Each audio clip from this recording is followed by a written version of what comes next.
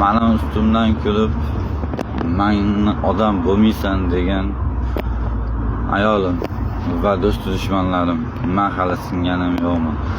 Inshaalloh Xudo xolasa ota-onam duo qilib tursa, bas bundan buyon hammasi yaxshi bo'ladi. Men sinmayman. Men endi tiklandim. Men hayot zarbalaridan sinib tiklangan bo'laman. Xudo xolasa biznes boshlaganman Toshkent viloyati Nazarbek shahrida. Magazin olganman arendaga. Inshaalloh mana yuklarimni olib magazinga qarab ketyapman. Ota-onam duo qilib tursa bas hammasi yaxshi bo'ladi. Inshaalloh mani odam bo'lmaysan, bir tiyinga arzimaysan, hech narsa qo'lingdan kelmaydi degan yorim, tashab ketgan yorim va orqamdan pichoq urib meni bir tiyinga olmagan do'st dushmanlarimga aytadigan gaplarim shundan iboratki, men singan emasman.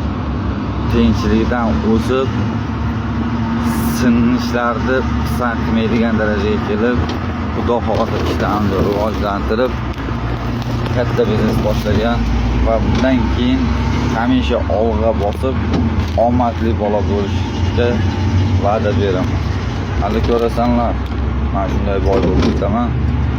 Kelib turib o'zlaring mendan uzr so'rab turib meni kechirdingizlar. Lekin men hech qachon sanlarni kechirmayman, do'st yorlarim va menga xiyonat qilib "Sen odam bo'lmaysan" degan yorim. Mana Xudo xolasa biznesimni boshlaganman. Nazarbekda Toshkent viloyati Nazarbekda magazin olib biznes boshlaganman. Inshaalloh juma bugun ayyomi, juma ayyomidan chiqib qolgan mahsulotlarimni ham sotsam, uzoq bir haftalik kun, bir haftadan keyin yana olaman. Men hali sinmayman. Qiyinchilikda o'tgan bola, qiyinchilikni yengib o'tgan bola, qiyinchilikda o'tgan bola hech qachon sinmaydi. Bu qayta tiklanaveradi. Chunki uni do'sti, yorlari, kerak bo'lsa sevgan insoni unga xiyonat qilib turib, ashab ketsa ham uni qo'llab-quvvatlaydigan ota-onasi bor. Inshaalloh ota-onam duo qilib tursa, hammasi yaxshi bo'ladi. Men o'sha narsaga kafil bo'ldim. Ota-onaning duosi jannatni, payg'ambarning duosi. Inshaalloh do'stlarim, yana gaplashamiz.